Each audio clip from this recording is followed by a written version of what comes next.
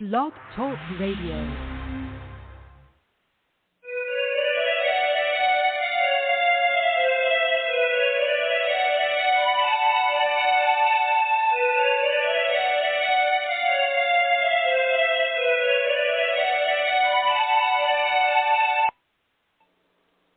Enough of that. Good afternoon. Welcome to Desperate House Witches. I'm Raina Starr, so you don't have to be. Desperate House Witches is not a G, PG, or R-rated show. So, if bad language, bodily function, dirty talk of any kind might offend you, this is not the show for you. So that's why you tuned in anyway. Desperate House Witches is brought to you by the amazingly wicked one herself, the incredible Dorothy Morrison. Check out www.dorothymorrison.net. She's amazing. She's phenomenal. She's Dorothy Morrison. Check out all of your Dorothy Morrison goodness, and you can still check by your local retailers for Dorothy Morrison's Wicked Mojo products. All right. It took us a while to get this rescheduled because as you know, it's been a shit show. Yeah, to go along with the news. I'm telling you. With me for the hour is the amazing Cait Johnson, author and amazingly magical woman. Hello, my friend. How are you? Hi, I am doing as well as can be expected, considering what's going on in the world. But, yeah, I'm doing pretty well. How are you? Okay. Well, that's the accepted answer, sure. We're all okay, right? Yeah. Yeah, well, I mean, you know, and I've got two political shows this week at which I'm going to lose my shit. Tomorrow is the 4:15, and on Friday is First Friday's Politics with Towson and Raina. The pagan pundit blesses me with his presence the first Friday of every month. Tomorrow I am doing my rant tomorrow on the 4:15. So that's going to be a big deal because I'm going to talk about how we actually win this fucking thing.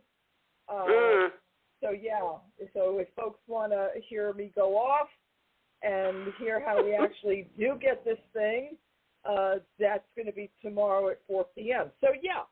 But in the meantime, let's hear from you. What are your thoughts? Okay, so my thoughts are there are a couple of things that are going to save us, okay? One of them is loving each other and creating community wherever we can, encouraging each other to keep our hearts high, which is not easy right now.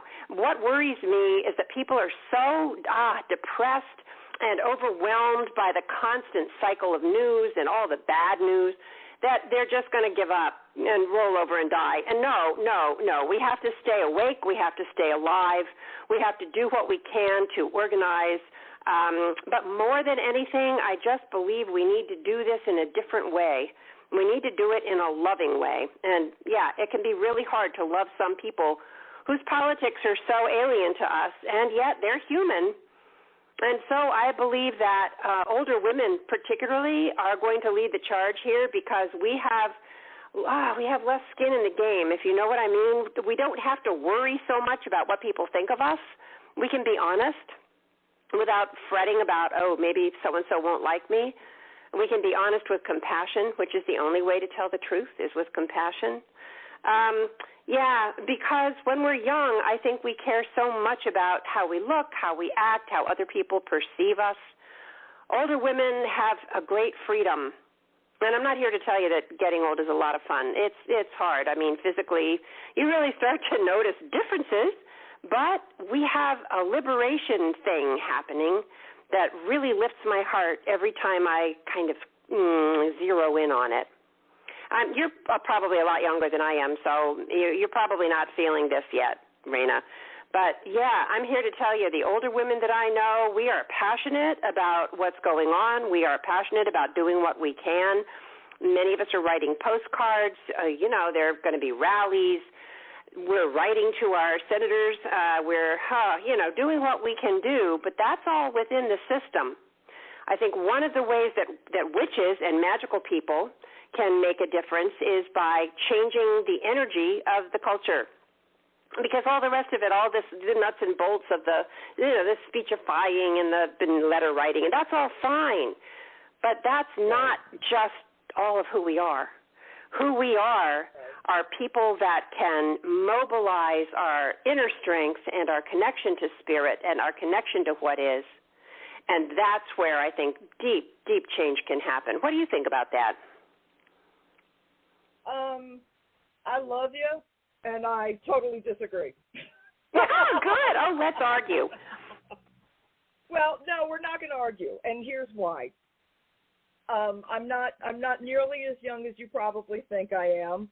I will be 6'3" in a couple of months, and I think we have tried for too long to consider everybody's feelings, and I think feelings are what got us into trouble in the first fucking place.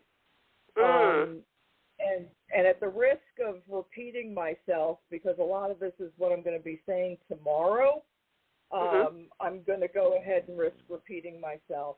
I think what I have learned in the past 10 years from the Republican Party is that they are single-minded and ready to do the necessary thing to win. And I think because we have spent so much time worrying about everybody's feelings, and instead of demanding that we assemble ourselves as a group, worrying so much about everybody's precious fucking feelings, that is how you win.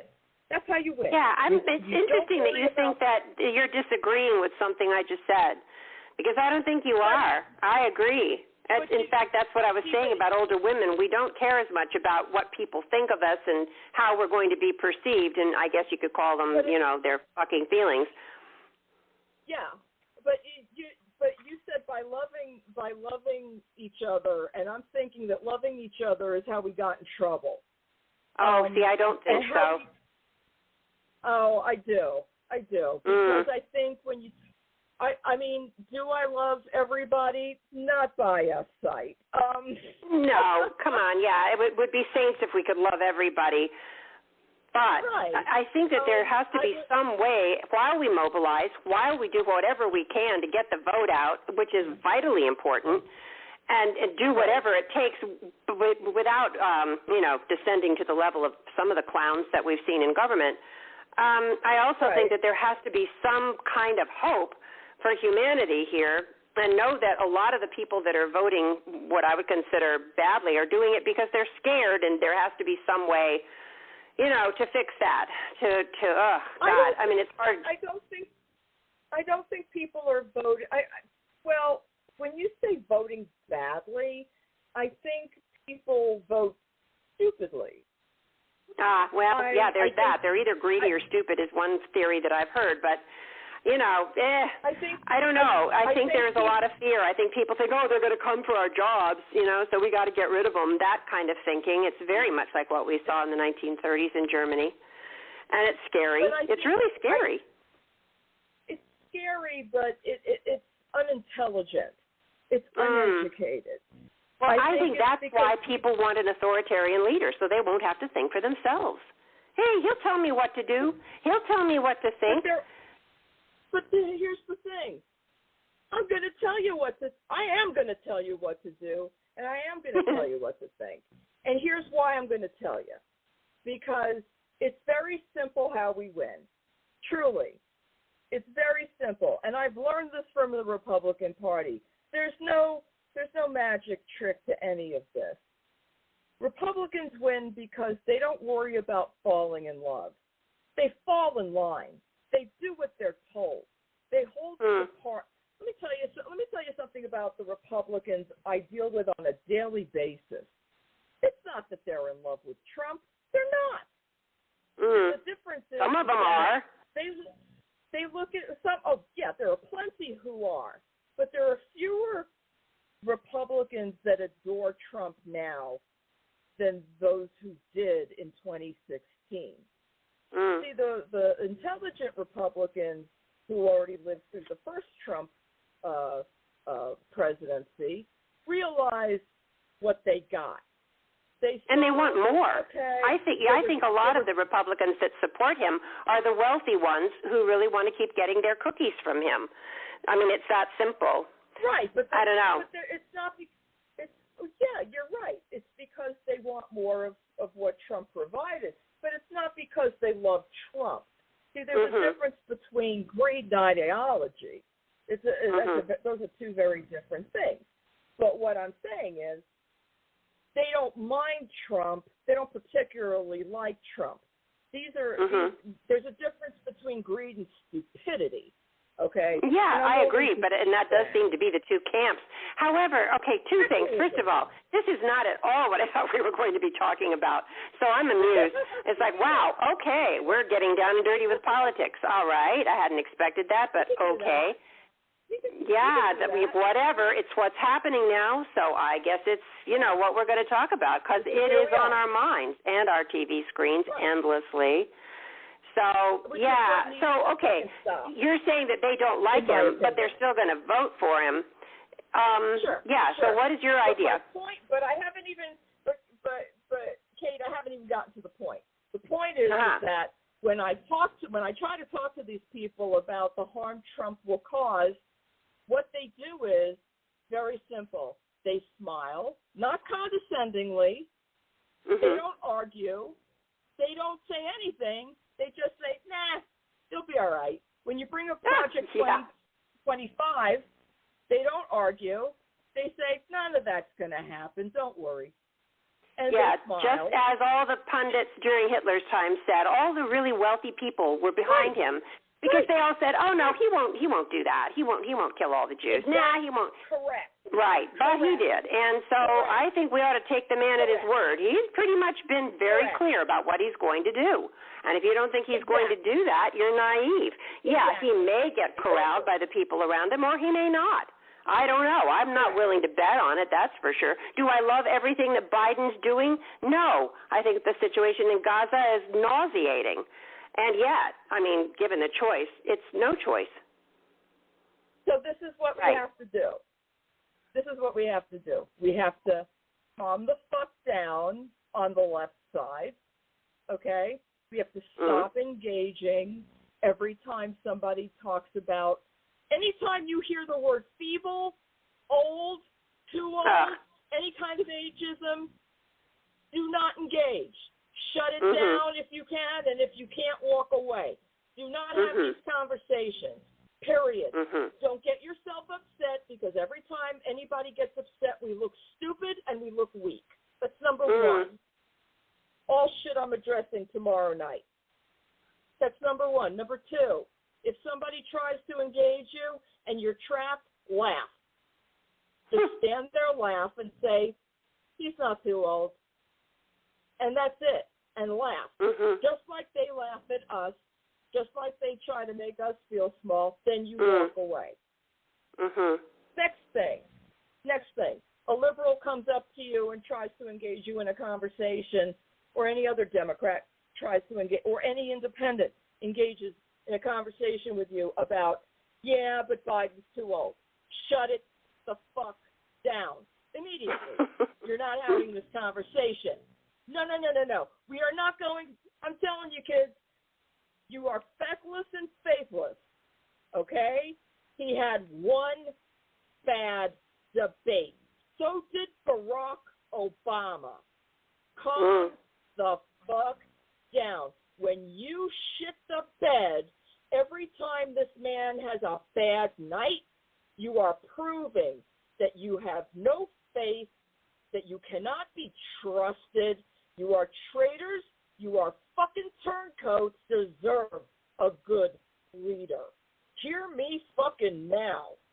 Wow. This is where. Well then. This is where it's at. Okay. Hear me now. You are going to do what the Democratic Party. Yes, I said it. The Democratic Party. You are not going third party. You are not going Jill Stein. You are not going any fucking where else. If the Democratic Party tells you that we are voting for motherfucking dirty gym socks, you bitches better get your shit in line and vote for the goddamn dirty gym socks. If the Democratic Party at the convention says that Joe Biden is our nominee, you better get your big girl panties on, unclutch your pearls, unclench your butt cheeks, and put them big girl panties on, because we are going to be in motherfucking lockstep. Let me remind you, there are more of us than there are of them. And if we all get our collective shit together, are going to win. But we are not going to win if we cry and suddenly run for the hills because a man took cold medication and was disoriented during a debate. Okay? He gave a speech the following night and was on fire. No one's talking about it. No, the news is not doing him any favors. And the media is looking for fucking ratings. They are not looking to save the country. They are they a don't care. money-making machine. And you got to know that. So every time somebody gets on TV and says, we need to look for an alternative to Biden, it is bullshit. It is meant to upset you. It is meant to keep you watching TV. It is I agree. It's all entertainment. That's all it is. Money. Yeah, that's the is. bottom line in America. What makes money? Always follow the money. What kills me is that after one bad debate, everyone's saying, we should replace Biden. But nobody said, wow, Trump has all these felony counts. Gee, maybe we should replace him. I don't get it, but whatever. Okay. But that's the point. That's the point.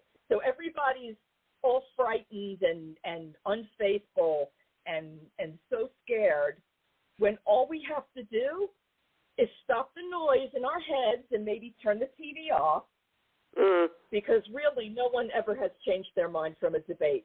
And if you're that easily swayed, you don't deserve Joe Biden. Let me remind you of how smoking our fucking economy is. Let me just give you an example. My husband is in his fucking 60s, retirement age, and he just got a new job, and his job is banging. It's better than his last one. If anybody isn't working right now, it's because you didn't look hard enough, boo-boo, because Joe Biden brought back the economy, no matter what you are hearing. I'm just saying, if an old man with not particularly stellar skills, I mean, my husband's smart, he's got his shit together, but I know men in their 60s who are getting brand new jobs. That was the dream. We have unemployment is at one of the lowest rates in my lifetime. That's pretty fucking good. And I'm an old bitch. So, I mean, seriously. Amen. Come on. Are things expensive? When are things ever fucking cheap? Really? Comparatively? I'll tell you what worries me is that I am afraid that because I think a good portion of America is undereducated and is zombified by the news media, I'm afraid we may get the president that they deserve, and that's not the one we deserve. But you're right. If we just mobilize and get out there and vote, then I think we'll be okay. But, yeah, I look at Reagan. I mean, God, the man, poor thing. I mean, he was demented. And yet, people loved him because he looked good and he was an actor. Anyway, it's all about how people look. It's not necessarily about what they do. And that worries me because, Trump's a horrible person. There's just no arguing about that. And Biden has gotten a lot done. And yet, everybody's jumping on the bandwagon because of one poor debate. Well, I'm not. I'm with you on that. I think you're right. He gave a rally right after that, and he was great. So, all right, what's our point here, Rena? What are we saying? Because, when you say this to me, you're preaching to the choir pretty much. I know. I'm saying to the crowd, stop believing every fucking thing you hear on TV. Stop being swayed by the media. Stop being deterred by conversations you're having with friends and family about ageism. And, the man has proven his abilities just because and the man has a stutter and has always had a stutter. and people and a stammer, and people forget that, and they think this is all due to age. It's not. It is actually You realize, not. of course, that you're like singing my song. I'm violently anti-ageist. I mean, I'm 71. Yeah. I'm going to be 72 in September. My last book, Witch Wisdom for Magical Aging, is all about the power that we can access when we get older. That's the point. You're not past it just because you're, in your 80s. You're not. So, yeah, okay, I agree with that. And anyway, Trump's only a couple of years younger. What the hell? I know. It's hilarious. And no, it's awful. Valid. And it's not because Trump has dementia. It's because Trump is lazy and stupid. It's not got anything to do with his age. It's because he makes words up and he lies constantly. I mean, and it's amusing to people. I mean, I think that's it. Some of us are just so horrified. Others are secretly amused, maybe because he makes them look smart. I don't know. I really don't know. But I know that it makes for good TV. It keeps people watching. It's so distressing. But, okay, all right, I'm with you so far. We're going to vote Democrat. Okay, now what? Well, where does witchiness come into this? Or does it? Does it have to? Well, if we're witches, why not be with that? Why not use that? Why not go with that in some way? I mean, otherwise, really, why do we call ourselves witches then? So I'm curious. For me, the use of witchcraft is a multi-tiered thing. It's not just about influencing the things I do. It's to influence the world around me, but not necessarily the people. Where do you draw the line when it comes? And I'm going to ask you this: where do I draw the line as far as how much I'm willing to influence? Well, you can't be a manipulator. That's a no-no. You can't subvert somebody else's will. So, it's interesting. I mean, I was curious how you define being a witch, because I want to see if we're in line or not. How do you? Well, I don't. I'm really tied influencing other people directly. But except but what about you mean through magic, because you were just doing a really bang-up job of influencing your listeners, but that was different. But I'm not using magic to do it. See, exactly. It wasn't done magically. Personal sanctity. Yeah, I mean, personal sanctity and, the rights of the person to make their own decisions is still so important, which is why, when Roe v. Wade got overturned, I about lost my shit. Because you were not alone. And it's not like you and I are ever going to need an abortion again. No. You know what I'm saying? Right, but my daughter-in-law or my granddaughter might at some point, so yeah. Right. And it's like, who wants to leave a world where rights were once given and now they're taken away? You don't ever want to leave the world in worse shape than you had it, I mean, because when you and I were born, it wasn't even legal yet. No, people were dying. Women were dying because of that. And they still will. I mean, that's the other thing. It's but that's okay, because I don't think the Republicans care, particularly if a lot of women die, particularly poor women. The rich ones can probably travel to another state and get it done in private clinic. But the poor ones can't. So, we're going to be having back alley abortions again. But back to my question, how do you define being a witch? I don't define being a witch. Oh, I like that. Good for you. I don't define it. It's because it's not definable. Once you put a definition on something like being a witch, you're telling people, you are automatically telling somebody they're wrong. You can't do that. Well, I think it's pinning a butterfly, personally, not so much that you're telling somebody else that they're wrong. I think it's just that because it's so fluid, because there is a connection between and among all things, that, you want to let the wings have a chance to spread and flap, right? You don't want to pin it dead by some definition. it's so subjective anyway. Some people are just, so anxious to do it, though. Well, I think particularly it's a path for women to try to re-empower themselves.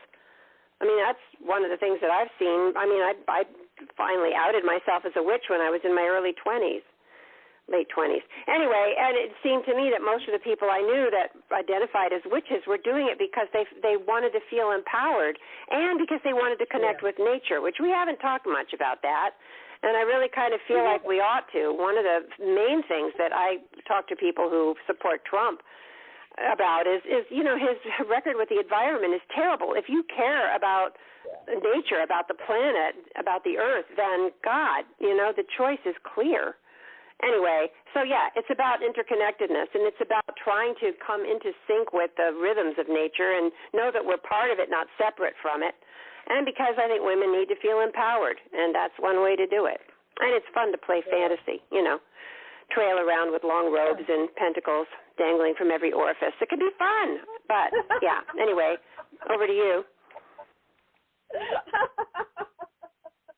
I don't know. Maybe it's because I was raised in cities and I've not had I lived on a farm briefly with my mentor, as a matter of fact. I was very lucky to have that experience where I did get to live on a farm for a while. But, you want to talk about loving people and caring about them. For me, the ultimate act of care is to allow a person to be whatever the fuck they are. And if that's trans or gay or as a bisexual, or non-gendered or whatever the fuck it is. And I have, gender fluidity in my family directly, and transgender people in my family. Just to allow them to be exactly who they are. Or give them the space to figure it out, And I'm extremely fearful that another Trump administration would put a lot of my loved ones in danger. Well, that's why obviously, if you care about somebody, you can't vote for someone that will harm them. It's just not on. But see, when Hillary was running, a lot of the people who told me that they weren't going to vote for her, they said to me, these are the people that told me that they cared about me and my family so much, and when I would ask them, well, why aren't you voting for Hillary? They would give me this, and I understood what was behind it, but when I tried to explain it to them, they didn't understand. And what they would they didn't have real reasons, but the reason was, I just don't like her. I just don't like her. I know. I heard that a lot. Oh, yeah. Okay. And that was conditioning that they had heard from rumors that were started. Remember when Hillary said the vast right-wing conspiracy on the Today Show during an interview? Do you remember that? I don't remember that, but refresh my memory. She was giving an interview on the Today Show one morning. It was, obviously like the early 80s or late, I think it was the early 80s, or the mid to late 80s. And they were asking her why Bill was being attacked so much, and she said that it was a vast right-wing conspiracy that was after him. And when because I used to watch the Today Show avidly, and when she said those words, I said, "Oh shit, this is going to haunt us forever," and it did. Interesting that everybody can talk about, the left-wing conspiracy and, and all that. Nobody bats an eye, but whatever. Yeah. Yeah. So they hunted her down like a dog, and everything. Oh, but those emails. Yeah, right. Yeah, the emails. That was, I don't know. What the hell? I think. I know. No, not convicted of anything, but Trump convicted. And somehow it's okay. He's still the golden boy. He's made of Teflon. I don't know how it works, but all of his support, many of his, people are either in jail or, going to probably go to jail.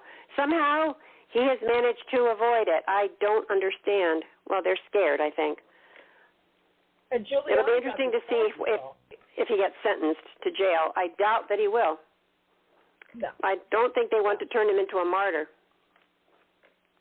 They kind of have. I mean, the Supreme Court has basically ruled in his favor that he has a certain level of immunity. Oh, can we talk? Oh, God, let's talk about the Supreme Court. It's just enough to make you want to scream. Oh, God, yeah, so I feel so badly for Sotomayor, who said it so succinctly. Oh, dear, yep. Anyway, I don't know. It's bad because it's a lifetime appointment, and we're going to be stuck with these clowns, for our lifetimes, probably. Oh, it's not good. Anyway, yeah. And I know this whole thing about immunity could go both ways. Now, Biden would have political immunity to do whatever he wants, but because he's a decent person, he's not going to do anything heinous. Whereas I don't trust Trump any farther than I could heave him, and that wouldn't be very far, not to do something awful and then say, well, I'm sorry, I have immunity. That was part of my presidential powers. I don't know. Anyway, interesting. Again, I had not expected this interview to go in this direction.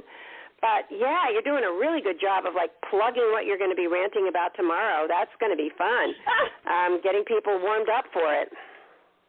Let's talk about you. Oh, no. I feel like that's really going to be off topic. We're talking about politics. It's like, ugh. What do you want to know?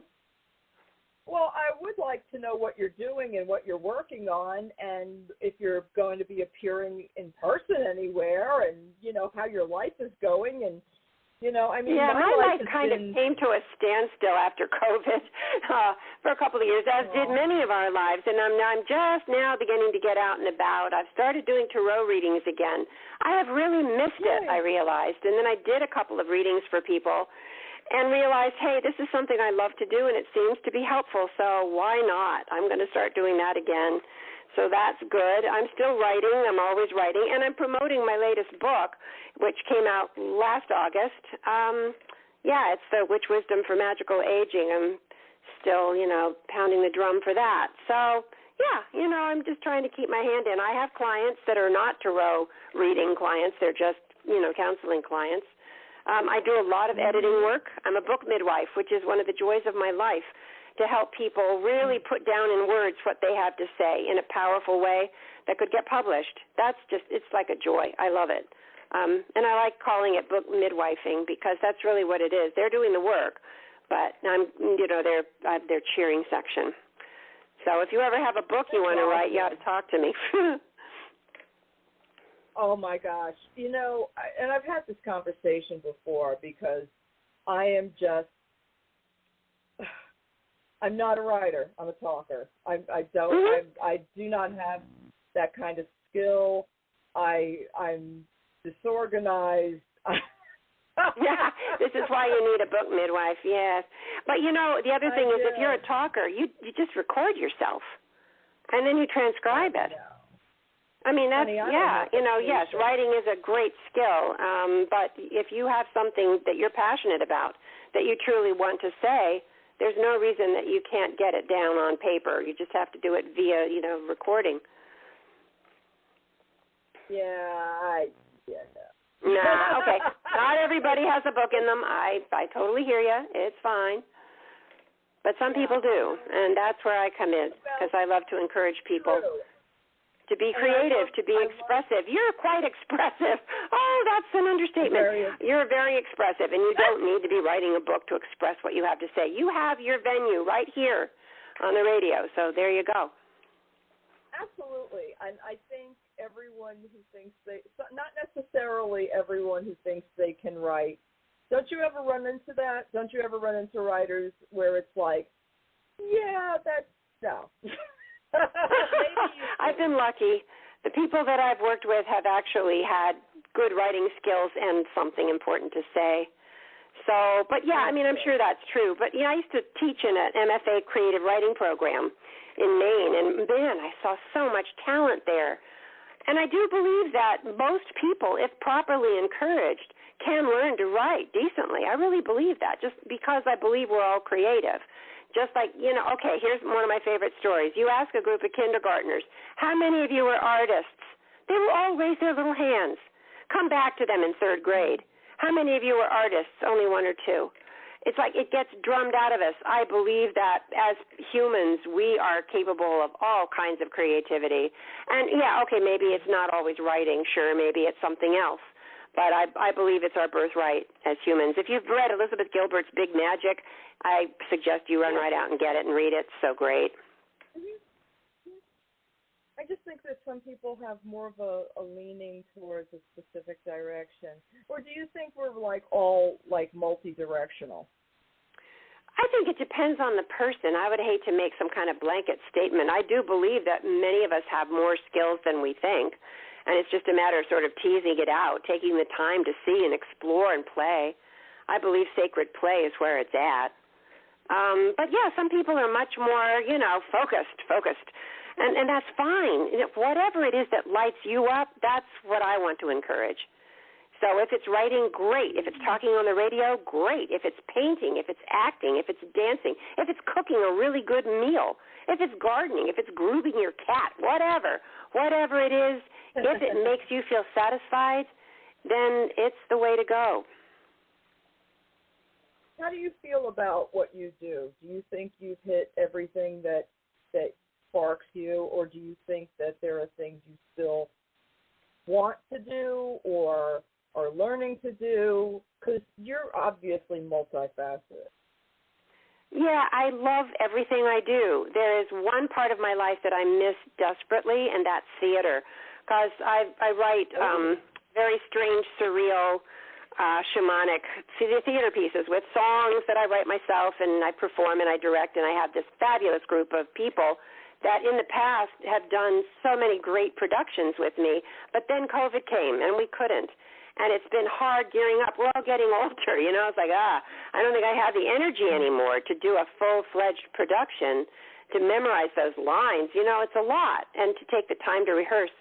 So I've been gestating something similar to get the community together, because we miss each other and we always have such a great time, that wouldn't require a whole lot of time and would be more, be less effortful. So, yeah, I'm thinking about doing a strange, surreal photo shoot that might be really fun with all of us in weird costumes with masks. And, yeah, I think that'll be fun. But that's the part of my life I miss.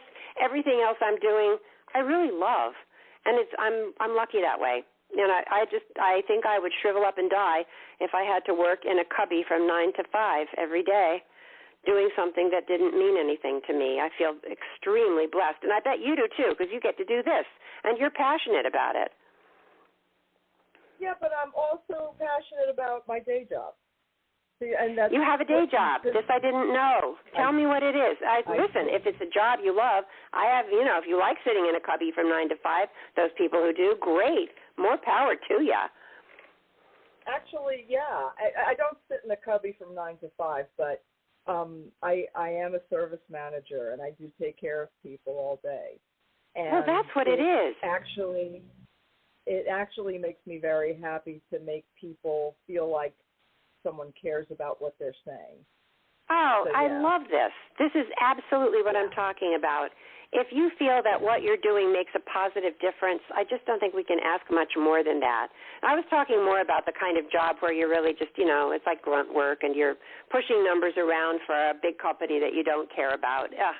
If you're using your skills, and in your case it would be, I think, compassion and passion, right? Then, hey, whatever you're doing, if you love it, if it lights you up, great. If it doesn't, maybe it's time to look in a different direction. Yeah, I think it's important to do something of service if possible. Yes, right. Even if it seems mundane, if you can make somebody feel heard, seen, cared about it, but you have to enjoy it. If it's so mundane that you absolutely hate it, that's not good. No, yeah. you should never feel miserable or put upon. If you feel miserable, then you're not serving anything.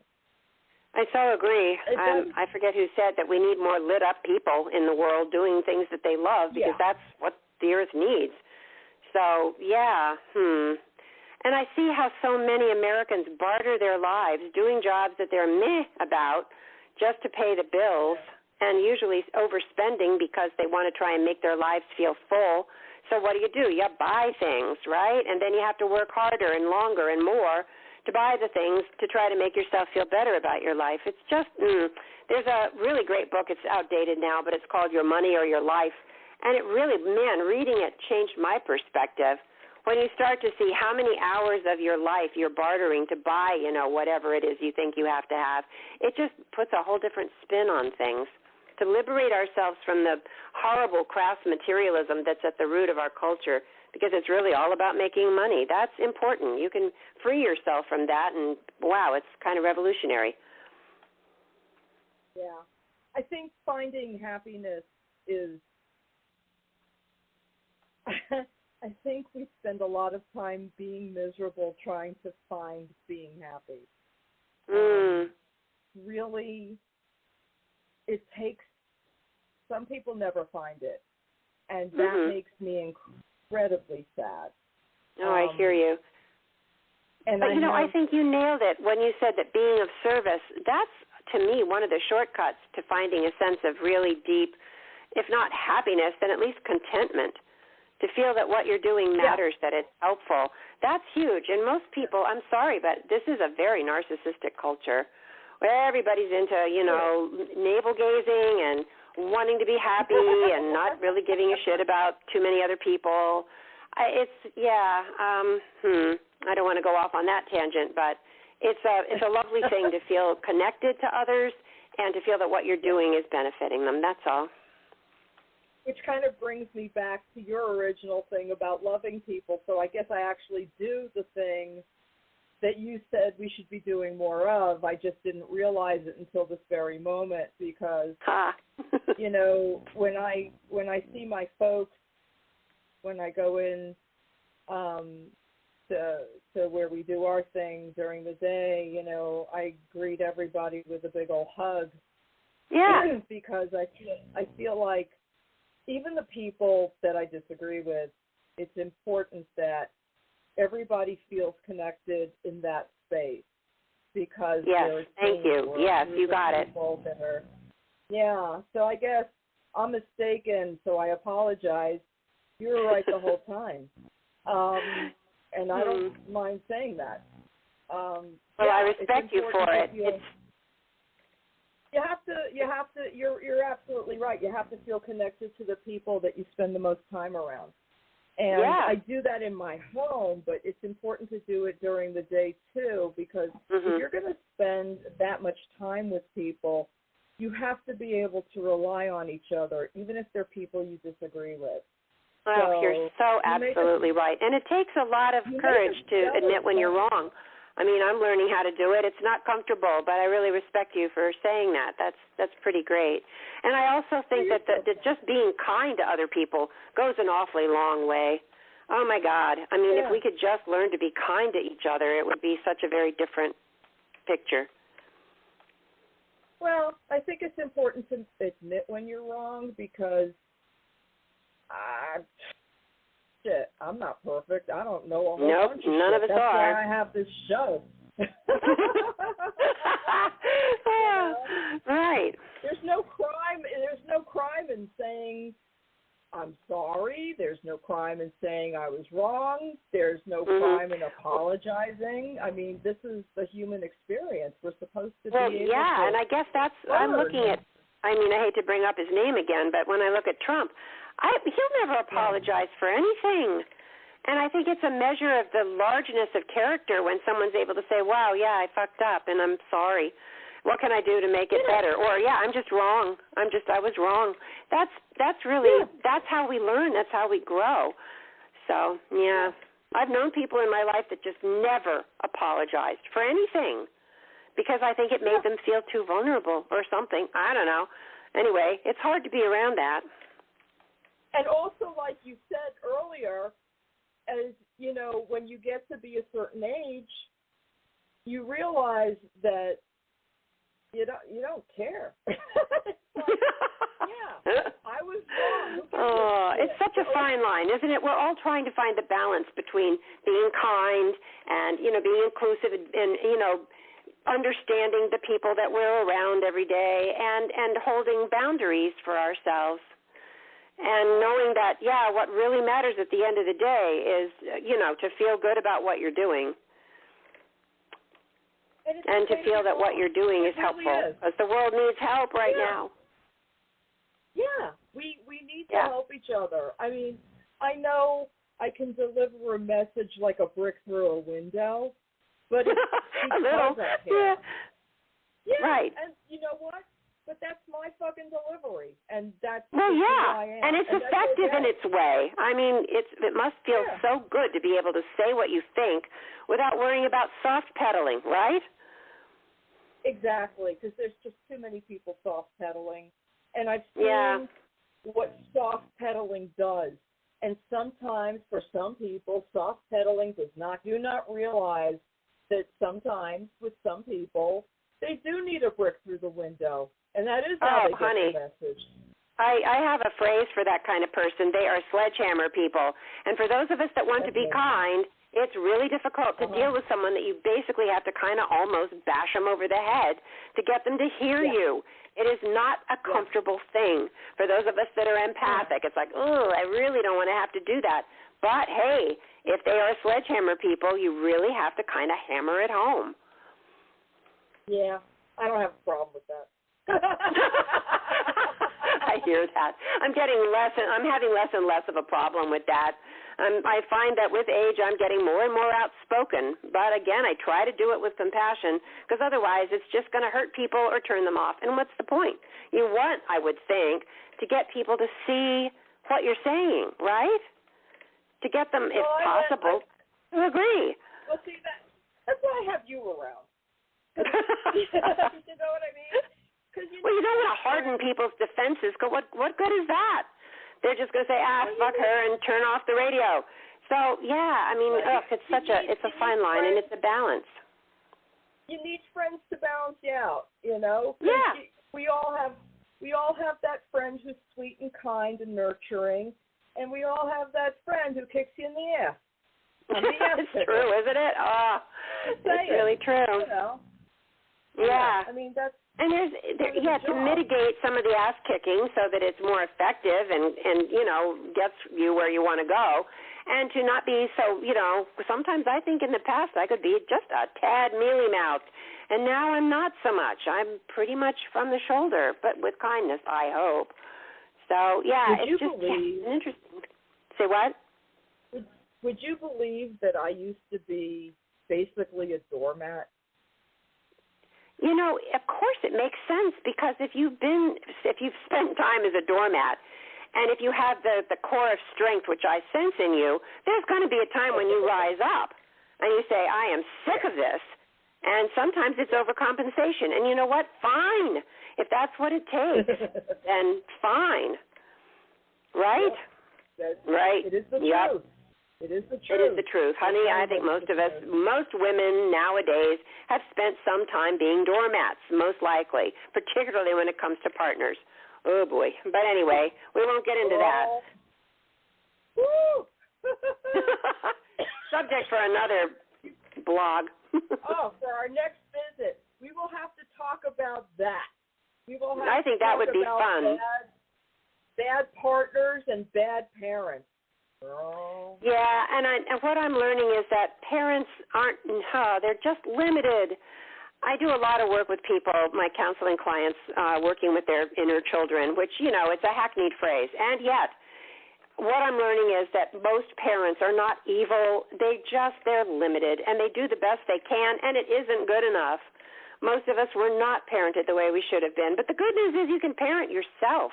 And that's really what, I base a lot of my counseling practice on, is helping people to mother and father themselves so that they're not constantly replicating the shitty parenting they had with their partners and their friends. Ooh. Ooh. need to talk. Girl. Yeah, we should talk. Okay. I was parented by two Pentecostal preachers. Woo. Oh my God, you poor thing. My sympathies. Woof. Wow. My mother was not raised like that. My mother and my grandmother and her sisters, we were all practicing witches, and my mother followed my father into being a Pentecost. Oh, girl. And that is what happens. That's what happens. Women give up so much of their core spirit to try to please a man when they think they're in love with him. I mean, really, isn't that a litmus test? It's like, honey, if he's asking you to deny something that's really of core importance to you, please run the other way. That's not love. Ugh. Please, run. Run. Run. Bitch, run. Do not pass go. Right. No. This man is going to rob you of everything. Yes, it's a control thing. It ain't love, girls. It's a control thing. And believe me, women do it too. Hello. It's not, men are not the baddies. And I believe that they're suffering just as much as women are in many ways in this culture. You should get my son to talk about that. Man. Yeah. So, yes, and it can work both ways. Any partner that demands something to be given up that's really vitally important, is not a good partner. And so, forget it. Forget it. People are so desperate to be loved, and they get it all confused. I've done it myself. Believe me. I know wherever I speak. Yeah. I know. Right? I have got to ask you this question. Yes. So, okay, because you and I are of a certain age. You have a son. I have two sons. Okay. What are your thoughts on toxic femininity? What I mean is the idea that we told men years ago that they had to be strong, that they had to be tough, that they couldn't cry. And now we beat them up for being tough, for going after they want, after telling them that that's what they were supposed to do. Oh, I think there is so much confusion right now. I feel so sorry for men. They don't know how they're supposed to be, and women don't really know what they want from their man. It's just, it's really sad. If we could just be more human. I believe that the young women raising little boys today are doing it in a very different way. And I tried to do that with my son. It's like, not the rough, tough Cro-Magnon type man, who's never going to cry, never going to show his feelings. He's not like that at all. And I'm really proud of him for that. And I see his friends are like that. Yeah, my guys cry. They hug and kiss other, their male friends. They're very open people. They're sensitive. They have conversations. They're not afraid to be emotional. I mean, it's great. They're just people, and I think I did okay. They're awesome. I love them. They're like really nice. I feel sorry for the older generations. When my dad came to live with me, he was like 94 when he came to live with me. My son came in and wanted to give him a big hug. Hadn't seen him for a while, and my dad sort of pushed him away and shook his hand instead. I felt so sorry for both of them. And my dad, actually, to give him credit, he realized he had messed up. He said, wow, if I had it all to do over again, I wouldn't do it that way, and I'm really sorry I did. But that was how he was raised. A manly handshake, not an embrace. No. Man, go to Europe. Those men hug and kiss all the time. They hold hands in the street. Absolutely. Their birth father passed away last year, but my husband, their stepfather, raised them to hug and kiss and don't be afraid to be emotional, and you just be who the hell you are. And it's been wonderful. It's just that they're just good, loving folks, and I'm super duper proud of them. I think we did all right, Mama. We did okay. Yeah, we done good. We did our best. And it's hard though, because the culture is saying something very different, as we know. But I love the idea that we're all kind of subversive in our own ways. We're just not going to buckle under to what the culture says, which is so confusing anyway. Who could? And shall we talk about female roles? Oh, my God. I saw a great rant on Facebook, about 3 months ago. It was a young woman. I think it was a slam poem that she was performing, and it was basically, you know, you can never get it right if you're a woman. You're too thin, you're too fat, you know, you're too this, you're too that. You should be more this, you should be less that. It's just impossible. It's impossible until you just say, you know what, screw all that. I'm just going to do my very best to be who I am. By the way, one of my favorite quotes in the world is from Dolly Parton. I love Dolly Parton. She said, find out who you are and do it on purpose. And to me, that's it. Yes. Find out who you are, and then do it. Do it up. Exactly. That's exactly what I'm doing. It is. Yes. Good for you. I know, right? Right. Oh my God, girl. So tell me when you're planning on actually being out there in the world again. Well, I mean, I'm going to be doing tarot readings at a really local, lovely little shop called the Dreaming Goddess in Poughkeepsie. I'm going to be doing that in August. As far as readings or that kind of thing, I don't have any plans for that yet. I'm pretty excited about the tarot readings just because it's been a while since I've done them, and I've really missed it. So, and if we do a photo shoot, there will probably be something online. We'll do some kind of a thing on YouTube so people can tune in and see it, because I think it'll be fun. I have a soundtrack already for it. It's a Shostakovich piece that's really eerie and wonderful and edgy. So, yeah. Woo! Woo! Cool. Well, you know, you're going to have to come back because we're going to have to discuss some other things. Oh, yeah, honey, the world is full of things to discuss. I know. I'd love to. Yeah, you're a pistol. That's the wrong word. I love how fiery you are. That's really great. We need more people with a fiery spirit and a good heart. Well, thank you. I appreciate you. And you're so sweet, so kind, and I could stand to learn a lot from you. You don't know me too well, do you? I love you, because you can shovel it right back at me. Oh, yeah. And it's always good to end with a cackle. I got a lot of those, so we're set. But we're all set. All right. Well, I've really enjoyed this. It got off to an interesting start, but I really like where we ended up. Me too. You're just awesome, Cait. Right back at you. You're amazing. All right, baby. And I think the same of you. You are doing good work in the world. You just keep at it. Thank you, my love. I appreciate you. Mm-hmm. Talk to you soon, I hope. You too. All right. Bye. Bye-bye. Bye.